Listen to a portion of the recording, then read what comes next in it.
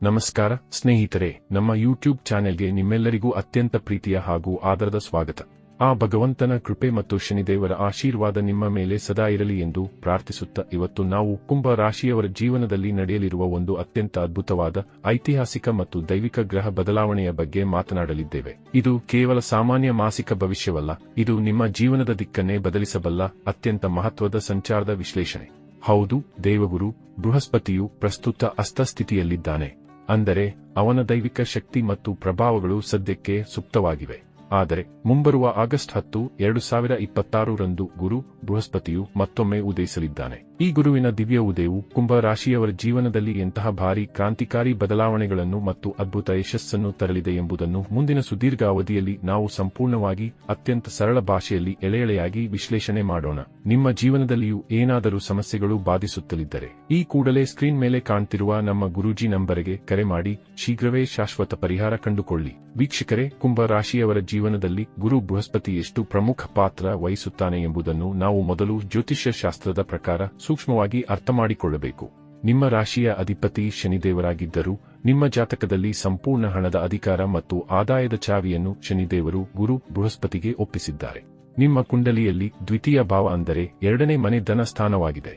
ಈ ಧನ ಸ್ಥಾನದ ಅಧಿಪತಿ ಗುರು ಬೃಹಸ್ಪತಿ. ಇದರರ್ಥ ನಿಮ್ಮ ಕೈಯಲ್ಲಿ ಹಣ ಎಷ್ಟು ನಿಲ್ಲುತ್ತದೆ, ನಿಮ್ಮ ಆಸ್ತಿಪಾಸ್ತಿಗಳು ಹೇಗೆ ವೃದ್ಧಿಯಾಗುತ್ತವೆ, ನಿಮ್ಮ ಕುಟುಂಬದ ನೆಮ್ಮದಿ ಮತ್ತು ಸೌಹಾರ್ದತೆ ಹೇಗಿರುತ್ತದೆ ಎಂಬುದನ್ನು ನಿರ್ಧರಿಸುವ ಧನಸ್ವಾಮಿ ಬೇರೆ ಯಾರೂ ಅಲ್ಲ, ಸ್ವತಃ ಗುರು ಬೃಹಸ್ಪತಿಯೇ ಆಗಿದ್ದಾರೆ. ಅಷ್ಟೇ ಅಲ್ಲದೆ ನಿಮ್ಮ ಜಾತಕದ 11ನೇ ಮನೆಯಾದ ಲಾಭ ಸ್ಥಾನದ ಅಧಿಪತಿಯೂ ಸಹ ಗುರು ಬೃಹಸ್ಪತಿಯೇ ಆಗಿದ್ದಾರೆ. ಈ ಎರಡೂ ಅತ್ಯಂತ ಪ್ರಮುಖವಾದ ಆರ್ಥಿಕ ಇಲಾಖೆಗಳು ಗುರು ಬೃಹಸ್ಪತಿಯ ಬಳಿ ಇವೆ.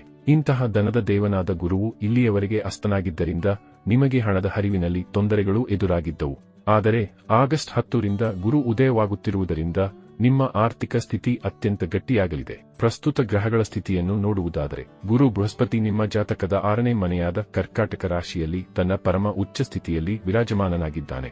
ಉಚ್ಚ ಸ್ಥಿತಿಯಲ್ಲಿದ್ದರೂ ಸಹ ಗುರುವು ಅಸ್ತನಾಗಿದ್ದರಿಂದ ಇಲ್ಲಿಯವರೆಗೆ ಅದರ ಪೂರ್ಣ ಫಲಗಳು ನಿಮಗೆ ಸಿಕ್ಕಿರಲಿಲ್ಲ. ಆದರೆ ಆಗಸ್ಟ್ 10 ರಿಂದ ಇವನು ಉದಯಿಸಲಿದ್ದಾನೆ. ಕುಂಭ ರಾಶಿಯವರೇ, ಗುರು ಕುಳಿತಿರುವುದು ನಿಮ್ಮ ಜಾತಕದ 6ನೇ ಮನೆಯಲ್ಲಿ. ಜ್ಯೋತಿಷ್ಯದಲ್ಲಿ 6ನೇ ಮನೆ ಎಂದರೆ ಅದು ರೋಗ, ಶತ್ರುಗಳು ಮತ್ತು ಋಣ ಅಂದರೆ ಸಾಲಗಳ ಮನೆ.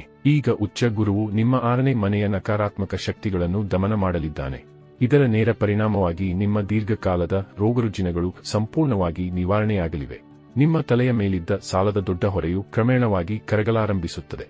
ನಿಮ್ಮ ವಿರುದ್ಧ ಕಚೇರಿಯಲ್ಲಿ ಅಥವಾ ಸಮಾಜದಲ್ಲಿ ರಹಸ್ಯವಾಗಿ ಸಂಚು ಮಾಡುತ್ತಿದ್ದ ಎಲ್ಲಾ ಶತ್ರುಗಳು ನಾಶವಾಗುತ್ತಾರೆ. ಗುರು ಬೃಹಸ್ಪತಿಯ ಬಳಿ ಅತ್ಯಂತ ಪ್ರಭಾವಶಾಲಿಯಾದ 3 ಅಮೃತ ದೃಷ್ಟಿಗಳಿವೆ. ಅವುಗಳೆಂದರೆ 5ನೇ ದೃಷ್ಟಿ, 7ನೇ ದೃಷ್ಟಿ ಮತ್ತು 9ನೇ ದೃಷ್ಟಿ.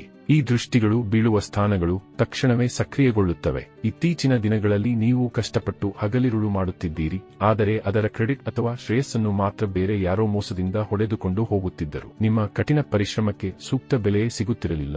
ಆದರೆ ಆಗಸ್ಟ್ 10 ರಿಂದ ಈ ಅನ್ಯಾಯಕ್ಕೆ ಪೂರ್ಣ ವಿರಾಮ ಬೀಳಲಿದೆ. ಏಕೆಂದರೆ ಗುರುವಿನ 5ನೇ ಅಮೃತ ದೃಷ್ಟಿಯು ನಿಮ್ಮ ಜಾತಕದ 10ನೇ ಮನೆಯಾದ ಕರ್ಮಸ್ಥಾನದ ಮೇಲೆ ಬೀಳಲಿದೆ. ಕರ್ಮಸ್ಥಾನದ ಮೇಲೆ ಗುರುವಿನ ದೃಷ್ಟಿ ಬೀಳುವುದರಿಂದ ನೀವು ಮಾಡುವ ಪ್ರತಿಯೊಂದು ಕೆಲಸಕ್ಕೂ ಸೂಕ್ತ ಮನ್ನಣೆ ದೊರೆಯುತ್ತದೆ. ನಿಮ್ಮ ಮೇಲಧಿಕಾರಿಗಳು ನಿಮ್ಮ ಶ್ರಮವನ್ನು ಗುರುತಿಸಿ ಮುಕ್ತವಾಗಿ ಪ್ರಶಂಸಿಸುತ್ತಾರೆ ಮತ್ತು ಅವರ ಸಂಪೂರ್ಣ ಬೆಂಬಲ ನಿಮಗೆ ಸಿಗಲಿದೆ. ಇನ್ನು ಗುರುವಿನ 7ನೇ ದೃಷ್ಟಿಯು ನಿಮ್ಮ 12ನೇ ಮನೆಯ ಮೇಲೆ ಬೀಳಲಿದೆ. 12ನೇ ಮನೆ ಎಂದರೆ ಶುಭ ಖರ್ಚುಗಳು ಮತ್ತು ವಿದೇಶಿ ಪ್ರಯಾಣದ ಸ್ಥಾನ. ಇಲ್ಲಿಯವರೆಗೆ ಅನಗತ್ಯ ಆಸ್ಪತ್ರೆ ಖರ್ಚು ಅಥವಾ ನಷ್ಟಗಳಿಂದ ಬೇಸತ್ತಿದ್ದ ನಿಮಗೆ ಇನ್ನು ಮುಂದೆ ಒಳ್ಳೆಯ ಕಾರ್ಯಗಳಿಗಾಗಿ ಅಂದರೆ ಮದುವೆ, ಮುಂಜಿ, ಗೃಹ ಪ್ರವೇಶ ಅಥವಾ ಧಾರ್ಮಿಕ ಪ್ರವಾಸಗಳಿಗಾಗಿ ಮಾತ್ರ ಹಣ ವ್ಯಯವಾಗಲಿದೆ. ಜೊತೆಗೆ ಈ ಸ್ಥಾನವು ವಿದೇಶವನ್ನು ಸೂಚಿಸುವುದರಿಂದ ಉದ್ಯೋಗಕ್ಕಾಗಿ ಅಥವಾ ವಿದೇಶದಲ್ಲಿ ನೆಲೆಸಲು ಪ್ರಯತ್ನಿಸುತ್ತಿರುವವರಿಗೆ, ವಿದೇಶಿ ಸಂಸ್ಥೆಗಳೊಂದಿಗೆ ವ್ಯವಹಾರ ನಡೆಸುವವರಿಗೆ ಭಾರೀ ಅದ್ಭುತವಾದ ಅವಕಾಶಗಳು ಹುಡುಕಿಕೊಂಡು ಬರಲಿವೆ. ಗುರುವಿನ 9ನೇ ದೃಷ್ಟಿಯು ನಿಮ್ಮ 2ನೇ ಮನೆಯಾದ ಧನ ಸ್ಥಾನದ ಮೇಲೆ ಬೀಳುವುದರಿಂದ ನಿಮ್ಮ ಬ್ಯಾಂಕ್ ಬ್ಯಾಲೆನ್ಸ್ ದಿನದಿಂದ ದಿನಕ್ಕೆ ಹೆಚ್ಚಾಗಲಿದೆ. ಇನ್ನು ನಿಮ್ಮ ರಾಶಿಯ ಅಧಿಪತಿಯಾದ ಶನಿದೇವರ ಸ್ಥಿತಿಯನ್ನು ನಾವು ಗಮನಿಸಬೇಕು. ಶನಿದೇವರು ಪ್ರಸ್ತುತ ನಿಮ್ಮ ಧನ ಭಾವದಲ್ಲಿ ವಕ್ರಗತಿಯಲ್ಲಿ ಚಲಿಸುತ್ತಿದ್ದಾರೆ. ರಾಶ್ಯಾಧಿಪತಿಯೇ ಹಣದ ಮನೆಯಲ್ಲಿ ಕುಳಿತಿರುವಾಗ ನಿಮಗೆ ಹಣದ ಕೊರತೆ ಇರಬಾರದು.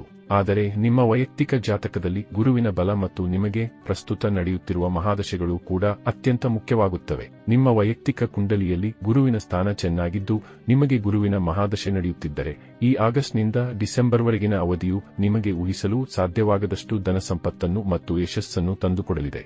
ಶನಿಯು ವಕ್ರಗತಿಯಲ್ಲಿದ್ದರೂ ಗುರು ಬೃಹಸ್ಪತಿಯ ಶುಭ ದೃಷ್ಟಿಯು ಶನಿಯ ಮೇಲೆ ಬೀಳುತ್ತಿರುವುದರಿಂದ ಯಾವುದೇ ಆರ್ಥಿಕ ವಿಪತ್ತುಗಳು ನಿಮ್ಮ ಹತ್ತಿರ ಸುಳಿಯುವುದಿಲ್ಲ. ಆಗಸ್ಟ್ 12ರಿಂದ ಈ ಎಲ್ಲಾ ಶುಭ ಫಲಗಳು ಪೂರ್ಣ ಪ್ರಮಾಣದಲ್ಲಿ ನಿಮ್ಮ ಕೈ ಸೇರಲಿದ್ದು ಅಕ್ಟೋಬರ್ 31ರವರೆಗೆ ಈ ಸುವರ್ಣ ಕಾಲವು ಅತ್ಯಂತ ಪ್ರಬಲವಾಗಿರುತ್ತದೆ. ಈ ಅವಧಿಯಲ್ಲಿ ನಿಮ್ಮ ಸ್ವಂತ ಬಲ ಮತ್ತು ಬುದ್ಧಿವಂತಿಕೆಯಿಂದ ಹಳೆಯ ತಪ್ಪುಗಳನ್ನು ತಿದ್ದಿಕೊಂಡು ನೀವು ಉನ್ನತ ಸ್ಥಾನಕ್ಕೇರಬಹುದು. ಈ ದೈವಿಕ ಮತ್ತು ಶುಭ ಫಲಗಳನ್ನು ಇನ್ನೂ ಹೆಚ್ಚು ಗಟ್ಟಿಗೊಳಿಸಿಕೊಳ್ಳಲು ಮತ್ತು ಯಾವುದೇ ಸಣ್ಣ ಪುಟ್ಟ ದೋಷಗಳನ್ನು ನಿವಾರಿಸಿಕೊಳ್ಳಲು ಕುಂಭ ರಾಶಿಯವರು ಕೆಲವು ಸರಳ ಹಾಗೂ ಶಾಸ್ತ್ರೋಕ್ತ ಪರಿಹಾರಗಳನ್ನು ಮಾಡಬೇಕು.